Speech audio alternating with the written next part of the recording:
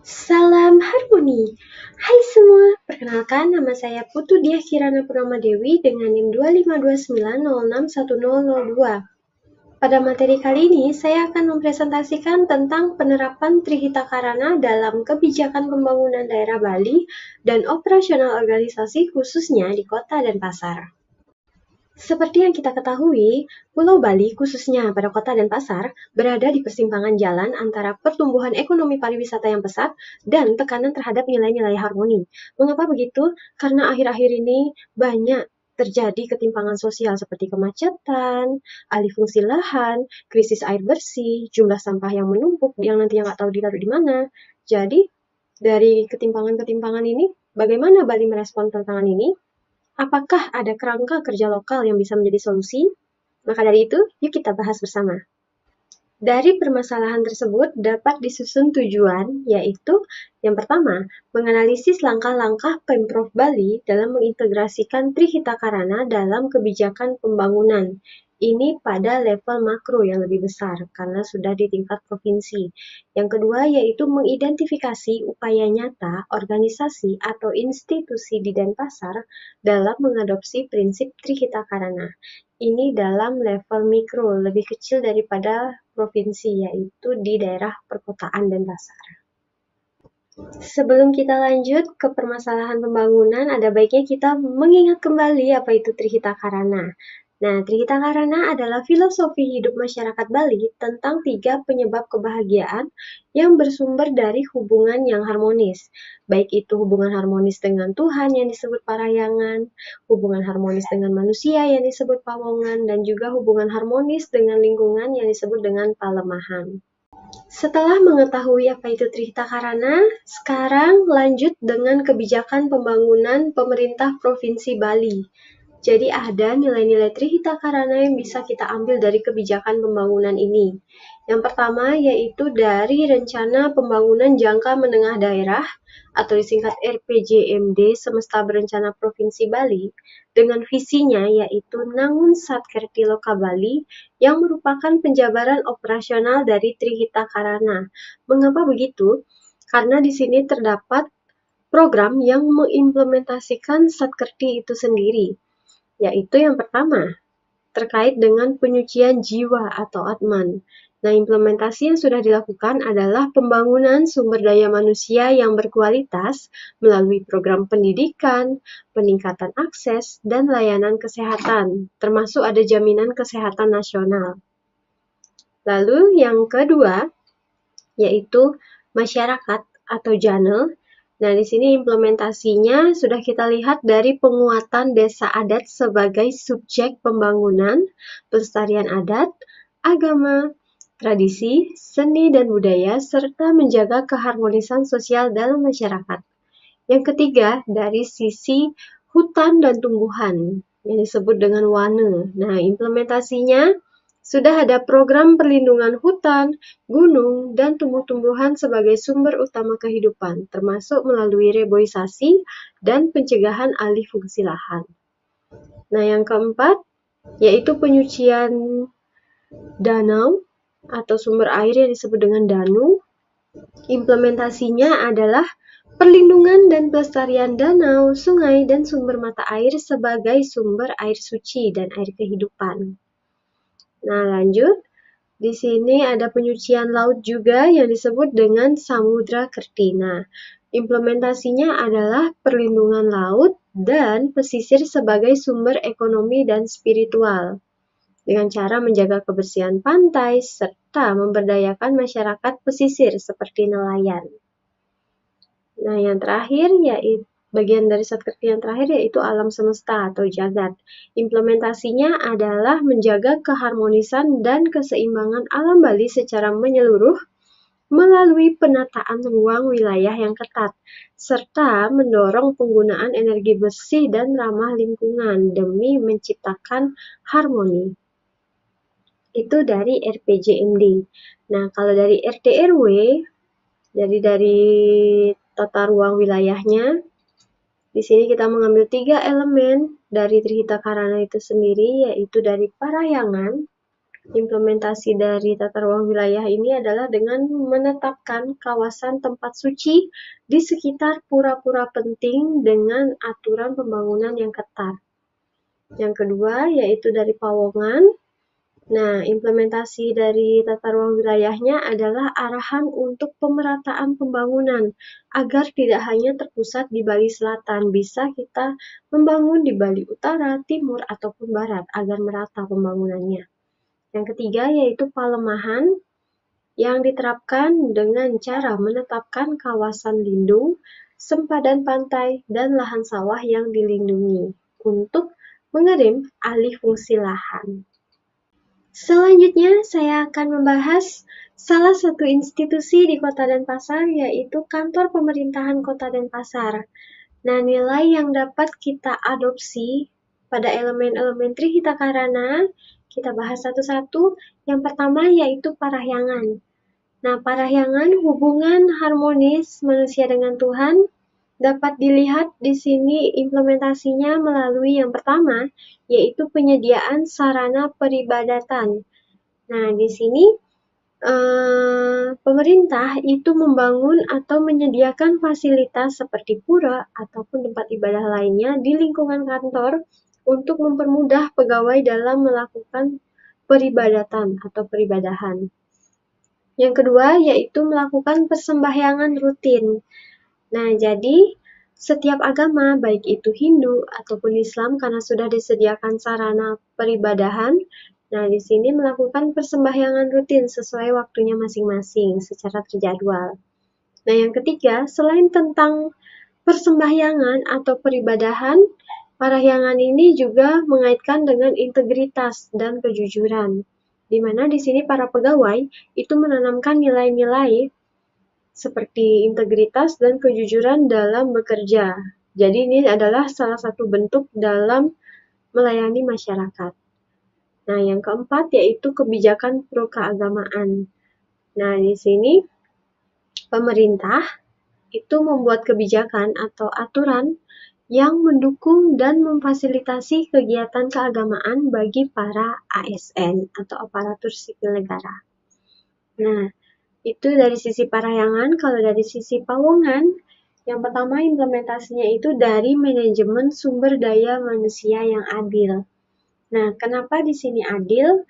Karena di sini tata pengelolaan kepegawaian, baik itu rekrutmen, promosi, itu sudah diperlihatkan secara transparan dan tidak ada diskriminatif.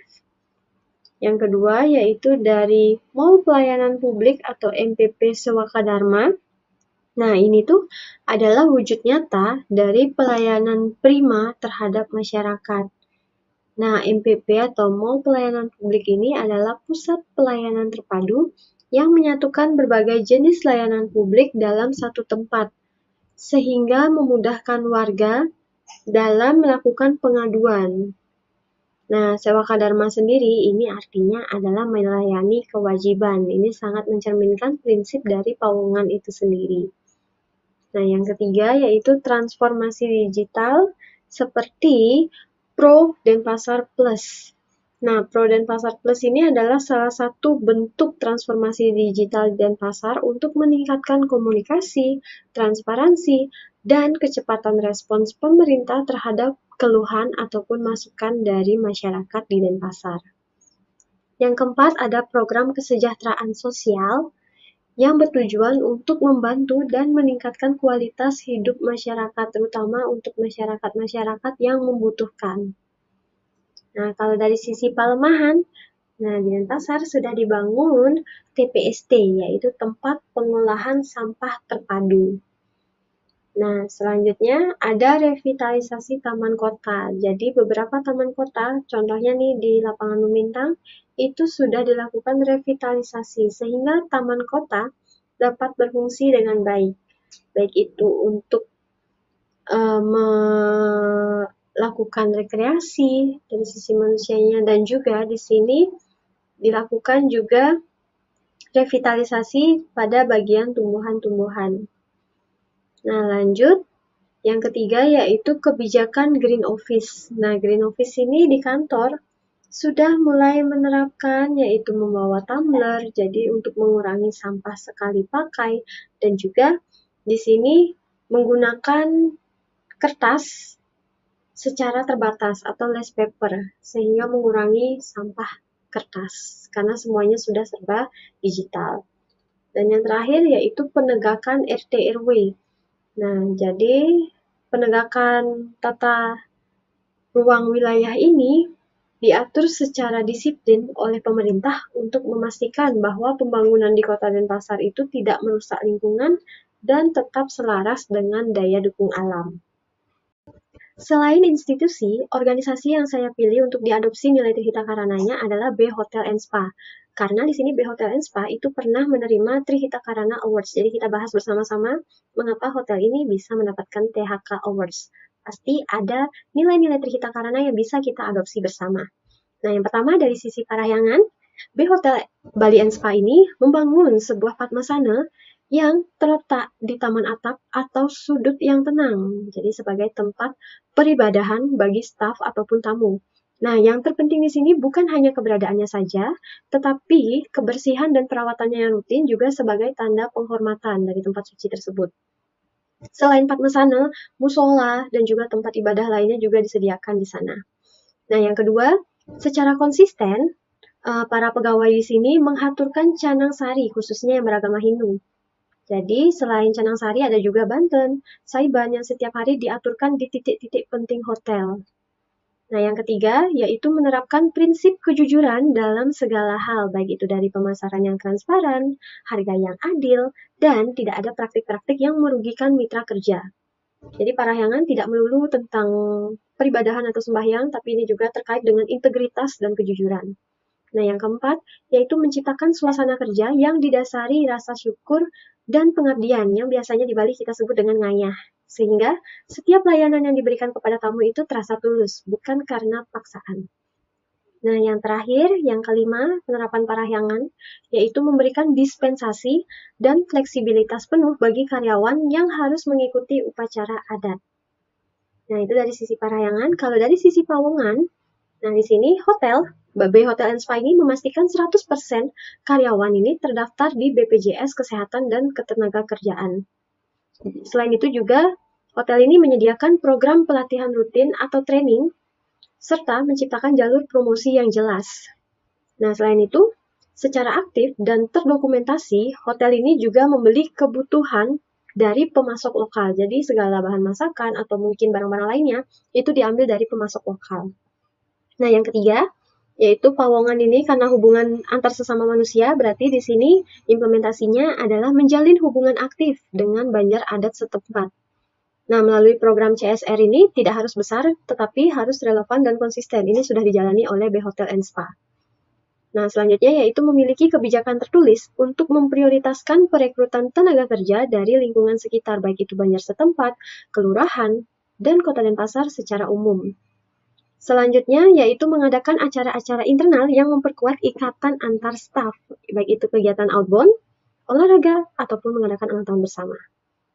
Nah, yang terakhir yaitu implementasinya adalah melatih staf, terutama front office, untuk memberikan pelayanan yang efektif dan efisien, serta jangan lupa untuk menjanjikan senyum tulus yang ramah. Nah, yang terakhir yaitu dari sisi pelemahan hubungan antara manusia dengan lingkungan. Nah, kalau di hotel ini juga sudah melakukan pemilahan sampah antara sampah organik, anorganik maupun B3. Selain itu juga di hotel ini juga memiliki yang namanya STP, yaitu Sewage Treatment Plant yang berfungsi dengan sangat baik. Sehingga di sini air sisa-sisa dari tanaman itu masih dapat digunakan kembali. Lalu ada kemitraan juga dengan bank sampah lokal di Denpasar. Jadi tujuan pemilahan sampahnya nanti sampah anorganiknya itu akan diserahkan kepada bank sampahnya ini. Nah, sedangkan organik itu akan dijadikan pupuk.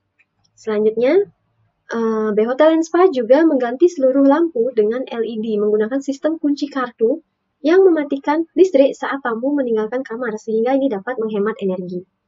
Nah, selanjutnya Hotel dan Spa juga memasang aerator atau penghemat air pada keran dan pancuran, serta menerapkan program penggantian linen dan handuk secara bijaksana, jadi sesuai dengan permintaan tamu. Nah, selanjutnya yaitu mengganti air mineral botolan di kamar dengan botol kaca yang bisa diisi ulang. Jadi ini mengurangi sampah sekali pakai. Berdasarkan penjelasan-penjelasan sebelumnya, dapat disimpulkan bahwa Trihita Karana secara resmi telah menjadi landasan filosofis dalam dokumen Rencana Pembangunan Jangka Menengah Daerah dan juga Rencana Tata Ruang Wilayah yang sudah diatur dalam peraturan daerah. Nah, pada tingkat operasional, ternyata banyak institusi dan organisasi di Denpasar yang telah mengadopsi prinsip Trihita Karana, meskipun dengan tingkat kedalaman yang bervariasi. Ini dapat diamati dari banyaknya jumlah partisipan yang mendaftar dalam Trihita Karana Awards yang diadakan oleh Yayasan Trihita Karana. Nah, tantangan terbesar adalah memastikan implementasi Trihita Karana ini tidak berhenti sebagai slogan, melainkan menjadikan kerangka kerja yang terukur dan disiplin dalam mengambil setiap keputusan. Lalu, masa depan Denpasar dan Pulau Bali ini bergantung pada kemampuan kita untuk menjadikan harmoni atau keseimbangan pada Trihita Karana ini sebagai prasyarat utama dari pertumbuhan ekonomi, sehingga nantinya masyarakat Bali akan hidup dalam harmoni.